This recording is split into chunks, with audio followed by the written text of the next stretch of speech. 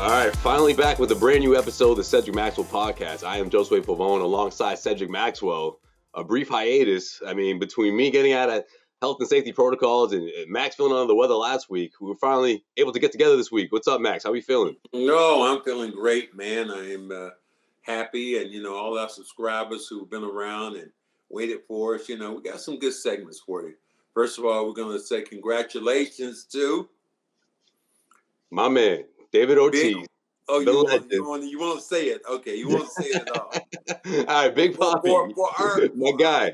For our first time listeners, Josue has a problem right now calling Big Papi Big Oh, Papi no, not the Hall of Famer. You did call him that. Because why? Tell him why. What do you mean?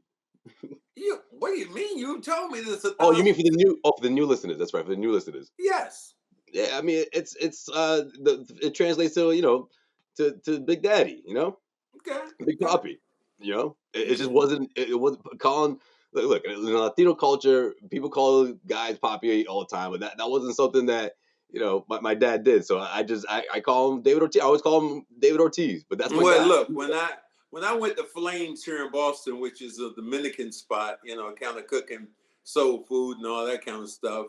The girl behind the counter called me. She said, "Well, what do you like, Papi? What you like, Papi?" What was that called? The girl. I'm not her daddy. I'm not her daddy. But the girl called you that, right? I'm not her daddy, though. She don't know me like that. But it's plain. Much love. We'll say it like this: much love right now to our guy David Ortiz. Absolutely. First round, first ballot Hall of Famer. Much love to him. The city of Boston embraces him.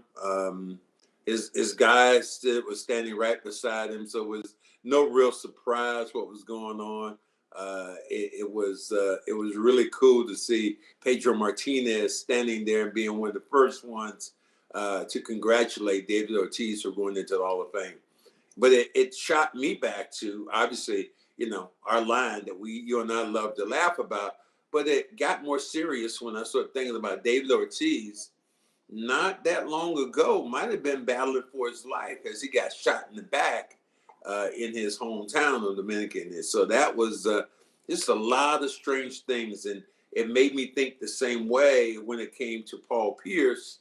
Paul Pierce almost dying in a club here in Boston under some crazy kind of conditions. Yeah, right. You said it, man. And then you look at that video of him when he found out about it being official. Then the way they tell him, "Hey, welcome to Cooperstown." David Ortiz, the only guy to make it. Incredible moment. And I can imagine that was going through his mind, right before that. Definitely. Yeah, it had to be incredible, but I'm just and I love sad. Pedro. I love that Pedro was there. I'm really sad for Bonds, for Clemens.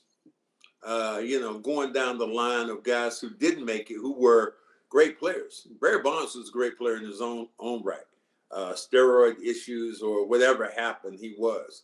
Curt Schilling, I have no idea why Curt Schilling did. Curt Schilling just pissed some people off that you would think about him not being a Hall of Famer. That's interesting. We never talked about Curt Schilling much, right? Because we always talked about. We've had in previous episodes. We talked about Bond, and you've had a strong stance. You've always said that within this 10-year window, you would love to see him get in, and this is it. That window is closed. Obviously, Roger Clemens is in that same conversation because of PEDs and because of the history with drug use, but that's not the case with Curt Schilling. Curt Schilling, to what you just said, he pissed off the wrong people, the wrong groups, said a lot of offensive things, and it's carried over to the committee in the Hall of Fame, or at least the people who are voting. But let me ask you something, Max. So do you think this is something that should you mostly be mad at the voting process, or are you just mad overall at the baseball writers that still wouldn't let him in? That's really funny that you would say that. I happen to be, and I think I told you this before, doing an autograph show probably about 2 months ago in Chicago. Right. Matter of fact, on my birthday. And I'm going to Chicago out of Boston, and I see the gentleman get up. I said, man, he looks familiar. And then I look at him coming back. I said, damn, we're both in first class. I said, it's Pete Rose. And I get up. Wow. Get ready to get off the plane, and I'm tall, trying to get my bags off. He's behind me, saying, "Watch out, big fella! You might hit your head." And when I said that, I said, Mr. Rose, I said, nice meeting you. My name is Cedric Maxwell. He's like, cornbread. Oh man, you was a bad man. And it made me think like, damn, I know that dude probably had to bet on me sometimes. So it was just kind of fascinating that I would see him at that time. Also, I saw Jose Canseco was there, another guy who probably isn't going to get in, but was a tremendous baseball player. But it was an era that was full of a bunch of stuff that Right. you look at it, and is McGuire, is he going to go in? Are people going to be forgiving to him? Are they going to be forgiving to Sammy Sosa? Will he be a guy who's going to? And, that's when the Dominican, brotherman's right there. Well, I'm not Dominican, but I see what you're saying. He's Latino. He's Latino. I know you're not Dominican, but No, I know what you're you're saying. in what should I say? You're Latino. You would say Latino. Well, Yeah. Latino, Dominican, for me, not that far away. You are. No, a I brother get what of you're color. saying, though. I get what How you're about saying. this? You're a brother of color. How about? I'm just teasing you. Although you're a light-skinned brother, you're a brother of color. All right. I know. I just love how squirmy you get when I remind you how Latino I am. And you become Latino only when it comes to, I can't say David Ortiz, I can't say Big Papi. That's when you really become Latino. No. When I'm talking about my heritage comes out. Let me say it like you. When I'm talking about my love Latino for the heritage comes out then. When I have to say that. you see, this is the thing. You mixed me with the Dominican culture because of my love for those past Red Sox teams. That's what it is. Like you forget how great those moments were. But it's all right. I'll remind you from time to time. I don't see those moments as being not great. I think they're great moments.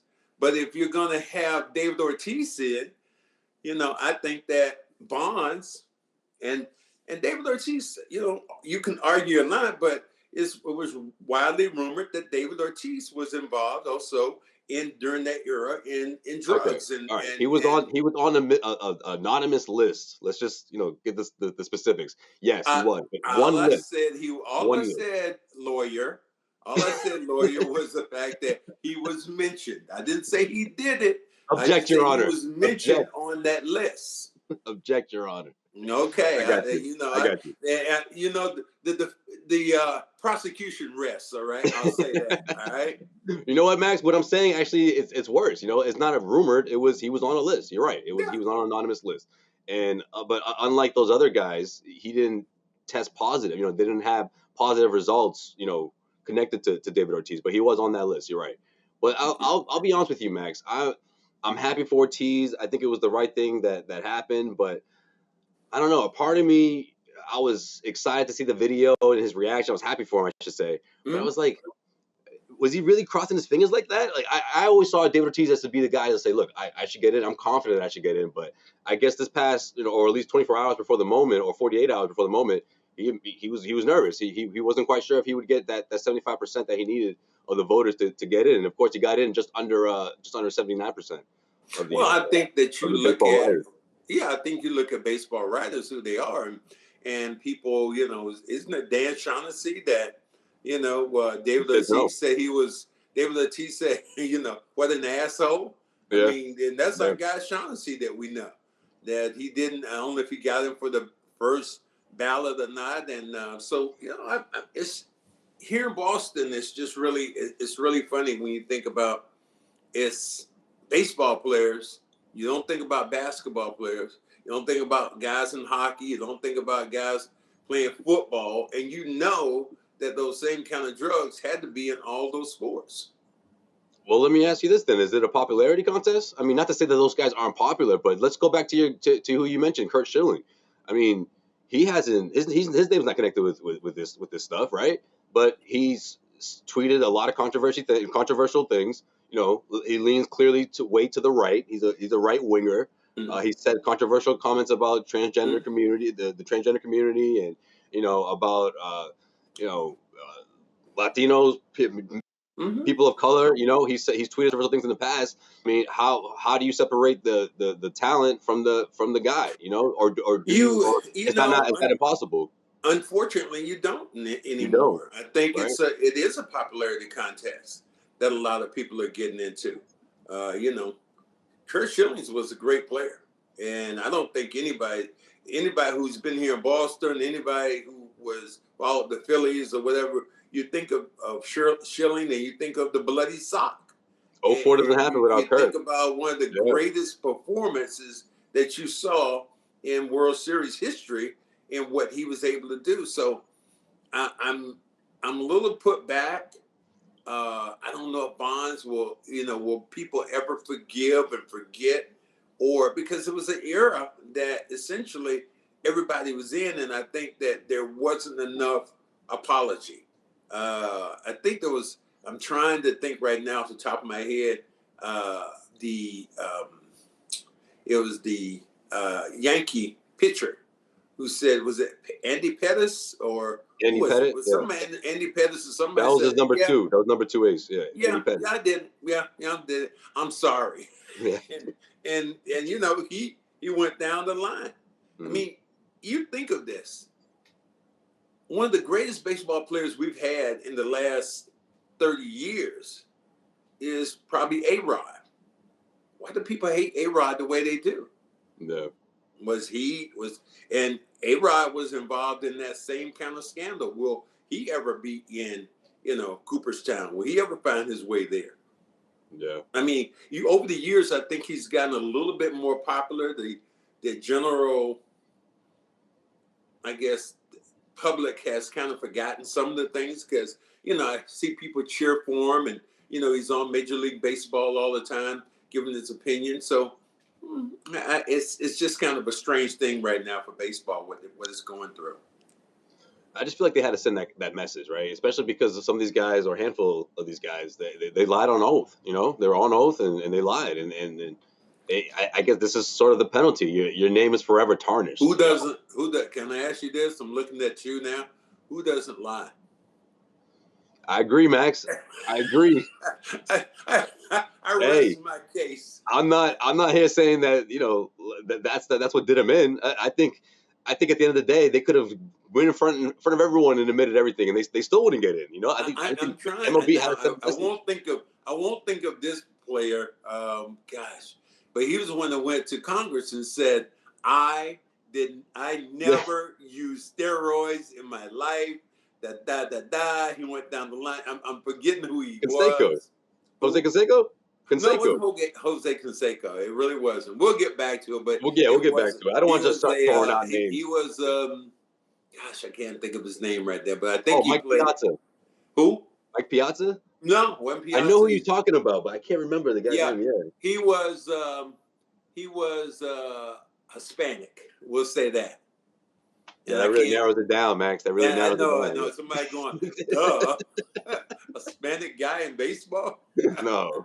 But, we'll get his name in a minute. We'll circle back. But all right, let's keep it let's keep it in tune with Boston legends, because Tom Brady, of course, was in the news this week, but not for the right reasons, right? I mean, what an epic comeback, though, Max. Man, people can say what they want about the ending, but Tom Brady, seeing him do that again, especially as Pats fans and people in New England, it was incredible. Of course, it came to an end though. Did no overtime. The Rams came running back, scored a field goal, and that's the end of the season. But my question to you, Max, is this the end of Tom Brady? Do you think he goes out like this realistically? You know what? I think he does, and I think it has a lot to do with his family, because his wife. Giselle Bunyan, she talked about him having concussions, and he's had many concussions. So if he is that family man that she wants him to be, I think that she's already afraid of what some of the things that have happened. And as you get older, I think it's a little bit more dangerous when you think about some of the hits that he might have. Football has really changed in the fact that they don't hit the quarterback anymore. But still, in the line of fire, I just see that, he would just say, hey, I'll step down. And if he steps down, Gronk's not coming back. Oh, no chance. Yeah, no chance. I think Gronk's literally just waiting for what Tom's going to do. And then he'll start training back up again. But both of them look really slow in that game. I'm surprised. Times Tom sidestep, but it wasn't a sidestep. It was more like a moonwalk, and he tried to lift his feet up. I'm like, damn, is he wearing cement shoes? I mean, what was the deal? But I understand as an older ex-player, it's like me sometimes walking up the steps. I don't know how many times I did not lift my foot and trip, kind of going up or down the steps now. So I really admire what he's doing considering his age now and still being able to play football. So that would mean he's okay with his legacy ending like that, right? I mean, I'm not talking about the loss. I'm talking about the drive. The drive, like that's not a terrible way to end your career. But Josue, what is his legacy right now? You and I the greatest quarterback of all time. Wait a minute. You and I went on. We talked to Lawrence Taylor, and if you didn't see us with our little thing with Lawrence Taylor, what did Lawrence Taylor call him? Said he was the GOAT. He said he was the offensive GOAT. Lawrence Taylor said, "I'm the defensive GOAT." Well, exactly, Max. He's like, hey, the defense messed this up. He was the GOAT. He could say the defense messed this up. You know, my career ended on a high note. I made a comeback. I completed the comeback. Yeah, I didn't win the game, but I completed the comeback, right? Well, you look at his stats for the year. He had a great year. Not compared to last year. Throwing and all the things he did. He had a great year. Yeah. But would you rather leave, and I've always heard this from different people, would you rather leave them wanting a little bit more or falling flat on your face? I think now, if we saw him leave today, he is still on that pedestal. If he plays one more year and he goes out the way they were getting blasted, I don't think it changes his legacy, but he's not going off on the same mantle. Does he want to go ahead and win another Super Bowl? I'm sure he does. But people in hell want ice water. It don't mean they're going to get it. So if he lost badly and the game was over and it ended that way, you think that means he would come back to eliminate that? I think that would have put a little bit more fire in my belly. We think how far they were down? They were down 20, what was it? 27-3. 27-3. And just say if the Rams had not fumbled a couple of times or did some dumb stuff, that game should have been 40-10 or something. And now you go out looking like, come on. I don't know, man. I say Brady gets that. He's gonna have that itch in a couple of months. Not right now, or not right away, but a couple of months. Get out of that, big fella. Let it. And for all these athletes, there's a point when you just have to let it go. You said 45 though, Max. He said 45. He didn't reach 45. You think when Michael Jordan came back? Yeah, he had a good year, but dude, you gotta let it go. LeBron James, who's having an unbelievable year scoring the basketball, and most people right now are trying to say, well, he's a GOAT because he's playing so well right now. Is that the case? That's interesting. Yeah, but we know that he's not on a year-by-year basis yet, right? I mean, LeBron's not in that space yet. But I get what you're saying. That's fair. Fair point. Just wait, how old is he now? Why wouldn't he be on a year-to-year basis? He's like 38, and he hasn't shown any signs of slowing down. He's 38 years old. So you think after this season, look, there's no player that's ever put that much mileage on his body at that age in the NBA. Now, let me just talk, like some people say, you don't know what you're talking about in football. Well, I know what I'm talking about in basketball. So he can't be the Brady of the NBA? He can't be, he can't stretch this thing out to 43? He keeps saying he wants to play till his son, comes in. I mean, it's a possibility, but it's still that I'm looking for guys to, you have to bow out gracefully. And there's a time when athletes, and I still think LeBron is, still one of the tops in the game, but they're coming for him, brother. Them dudes is coming right now. Oh, I thought you were talking about Father Time. Yeah, well, Father Time is already there. Father Time is like knocking on the damn door. LeBron just refuses to open it. That's all. You always say that. Father Time's undefeated, Josue. Undefeated. Father Time. Josue, let me tell you something. Father Time's undefeated. Speak of that is straight advice, young man. Before we transition, what's a stat line for a 40-year-old LeBron? Maybe we'll revisit this in a couple of years.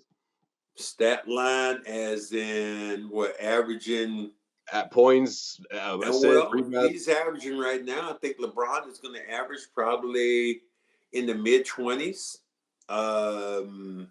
At 40?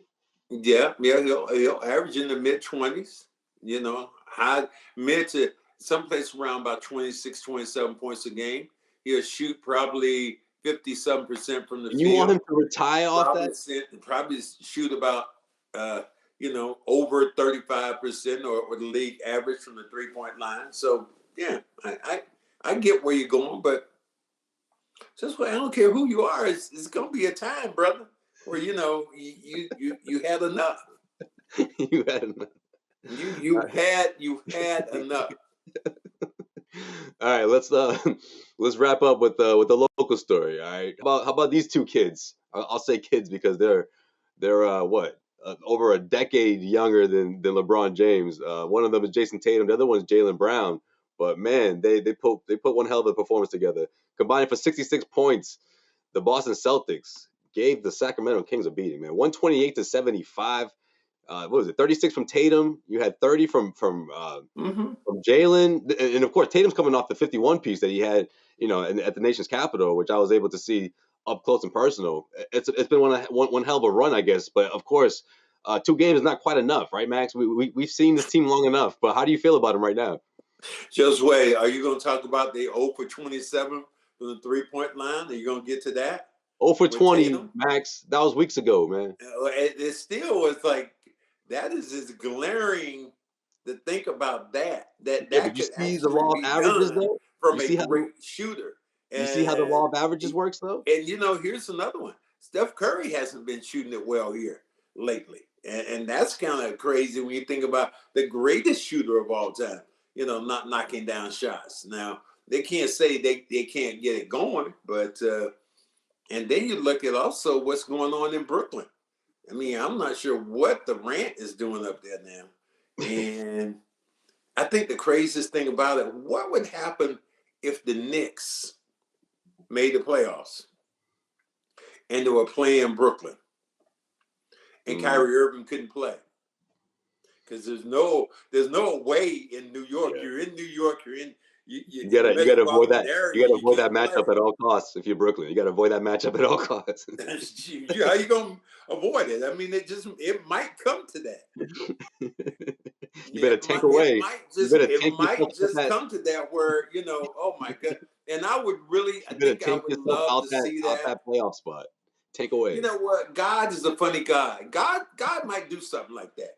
God might put Kyrie Irving in a position where they're playing against New York and there is no away game. that would be. Oh, I never thought about that. It's just funny. That'd be worth the price for me. It could happen. That could happen. After New York has to do their part, though. After wiping your feet on the leprechaun, I'm hoping that does happen. No, I haven't forgot it yet. I'm sorry. It'll come. That's it coming around, right, Max? What goes around comes around. What comes? I'm gonna tell you that, as they say in the Latino community, what goes around comes around. Now you're gonna be throwing things in like that. The Latino thing. Because I always think of, because it always puts me in the mood when I watched Scarface that time. That was that was God. It was, Al Pacino did, and it was just so. If you look at it now, it's funny. At that time, it was pretty serious. I can't imagine when it came out. Yeah, it must have been. Oh my God, when it came out, it was unbelievable. But now you look back on it so many years ago, and it's like, really, was he talking like that? Is he mimicking? Say hello to my little friend. It's like, wait, didn't they? Who was another actor they had in mind that turned it down? I don't know that one. It wasn't De Niro, but it was somebody else. I want to say. Oh man, we gotta look that up too. Yeah. All right. Well, Max. I mean, you got the back-to-back, wins. They blowing out teams now. You got Tatum and Brown passing Deuce back and forth, smiling. Wait a minute. Let me ask you this: Weren't you supposed to blow out Sacramento? Hold on, but you didn't let me finish. You see, you didn't even hear my question though. I'm talking about seeing Tatum and Brown hugging with Deuce and all this stuff. We've never seen this before. Max, like, is this significant or what? Are these two? You think these two have reached a point of understanding, or they've actually of a cohesive unit now? Are they What chummy? I like They about best all friends this, now? They BFF? what I like about all this, Josue, is they have addressed it, and that's the biggest thing. For the longest time, it's like, Brown doesn't like Tatum, Tatum doesn't like Brown, and you never heard them talk about it. Then all of a sudden, you heard Tatum come out and say, "Look, me and Jaylen like each other, and we root for each other." And since then, it seems like they have cleared the air of people talking about one guy against the other. I mean, the question I wanted to ask you was Jaylen Brown during Martin Luther King's Day. Oh, that's And, right. We had to the talk about that. celebration, Yeah, how we had he to talk stood about that. out there and he said, Martin Luther King was a great man, and everybody in Boston went, yay! And then 2 seconds later, he said, Boston has to work on this for being a racist city. They got quiet real quick. Yeah. Whoa. And a couple of boos came out of there. You heard that, right? I feel like people were talking about that. People told me about it because I had my headphones on. I heard it. I heard people tell me there was a couple of boos out of that. Yeah, someone's video, one of the videos that was one of the one that went viral. You can clearly hear some boos. You can hear it go down, and then some boos saying like they don't agree. Yeah, man, and that to me that's big for an athlete in his own city. Yeah, that takes the big onions for you to come out. You got to have a big paycheck behind you to do something like that. Yeah, to say that your city has a problem with racism. But he backed it up by saying he put points in it about saying that this city, everywhere else lowest, all the things he talked about, the lowest employment, the lowest amount of people of color who don't have homes, they have to rent their salaries. So he had statistics which backed it up, and that to me was pretty powerful on his point. It's huge. It's huge, Max. I love that he said that, and he had the stats. And of course, he's obviously been doing his homework. And I think that he's probably triggered people who may not come forward and say it, but maybe they're doing their own homework. That was the big thing. Yeah, that's the best thing you can do, right? You spark that idea. Homework. Right. Doing your homework and talking about the issue and having some facts to back it up. Right. That was pretty big, and that was pretty ballsy for him. And I was surprised, but I was also proud of the fact that he had those stats and was able to rattle that stuff off in a way that people couldn't deny it. You couldn't go away from it. But I've always said this, and I'll say this again: Boston does not have a monopoly on racism. And racism is alive and well all over, but Boston isn't the prominent place that has it more than any other city here in America.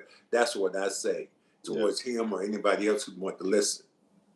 I thought Jaylen crushed it. I really did. I just, the only one request I had, and we've talked about this on this podcast plenty of time, is I want people to remember, or at least the younger kids to know, how significant this Celtics franchise was in terms of changing things from the NBA standpoint, in terms of, breaking the color barrier. Red Auerbach they didn't care about, how many white players he was going to start. He was the first one to start an entire starting five of players that were all black, and that obviously pushed things forward maybe decades before it would have. That was in the 50s, right, Max? So, Bill Russell, that says it there. For him to draft someone like Bill Russell and for him to win all those titles as a player and as a coach and so on and so forth, I'm not sure that happens in Boston if it isn't for Red Auerbach. So I just want that narrative to get out there and be flowing, nowadays from a national standpoint, not just around Boston, but of course here in Boston, and for Celtics fans to remember that and know that, Well, I'll ask you a question then. Why was I linked to that I was on a white team?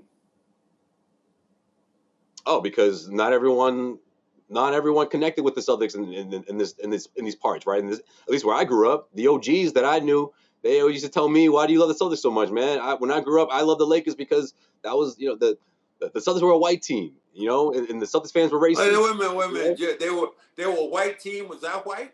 Was You're not. No, you're was not. Nate Archibald? Was Robert Dennis Parrish? Johnson? Gerald No. Henderson?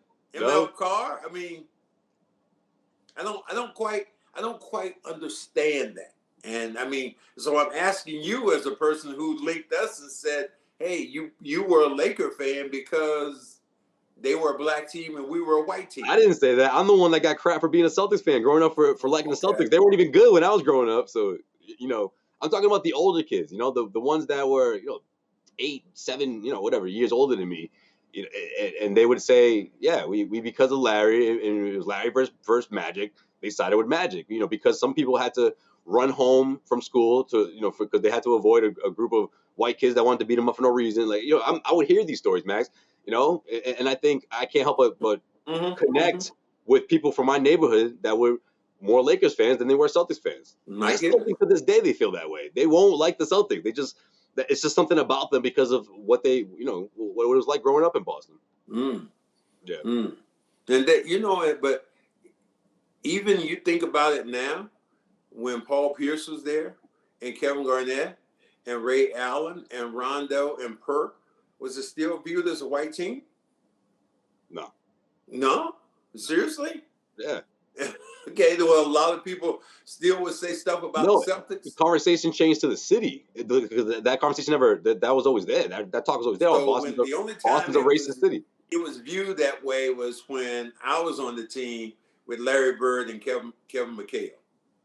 Or maybe Dave Cowens and John Havlicek. Max, I think it had less to do with you. It was just because of how big the Magic versus Larry feud was. So people in Boston that were, you know, the majority of black people in Boston sided with Magic, you know?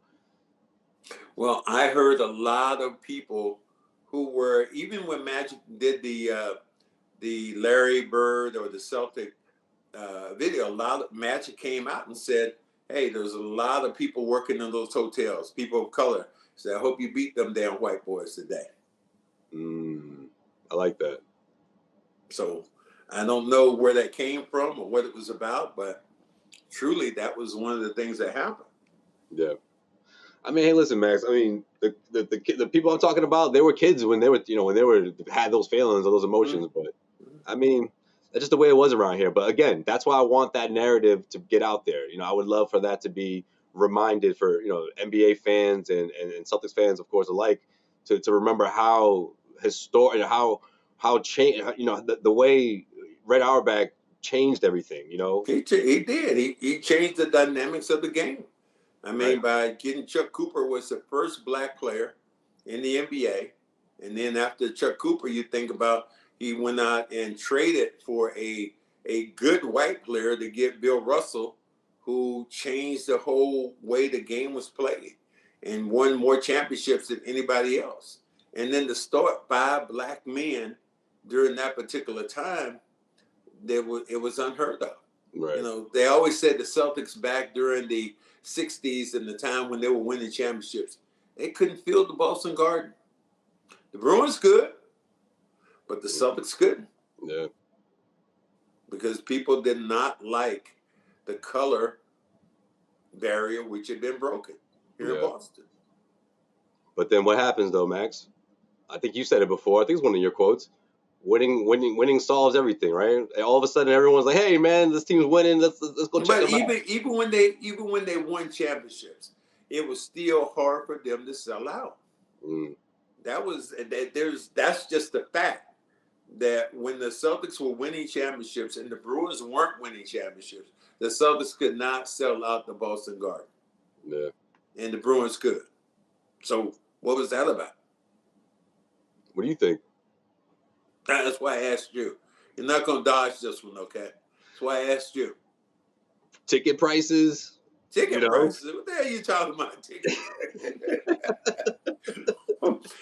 Just say, what are we doing? We playing dodgeball here? Is that what you're doing now? Is that called dodgeball? Wait, well, what era are we talking about? Are you talking about the 80s, Max? Like, I find that hard to believe. I'm talking about during the 60s.